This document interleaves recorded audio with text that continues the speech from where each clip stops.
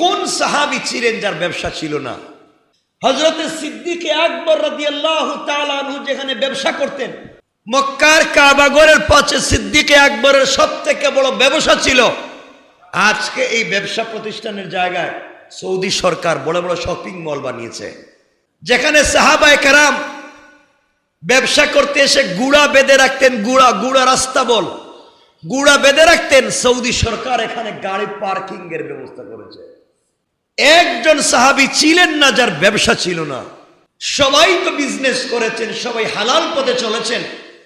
তাদের ব্যবসা বাণিজ্য, তাদের কাজ তাদেরকে ইবাদত থেকে দূরে সরিয়ে দিতে পারে নাই, আল্লাহ থেকে দূরে সরিয়ে দিতে পারে নাই। রব বলেছেন সব বাদ দিয়ে আমার ইবাদত নয়, সব কিছু চালিয়ে আমার ইবাদত করো, আমার ইবাদত করো। সব চালাও, বউ বাচ্চা বাদ দিয়া, সমাজ বাদ দিয়ে আমার ইবাদত নয়, সব কিছু নিয়ে আমার ইবাদত।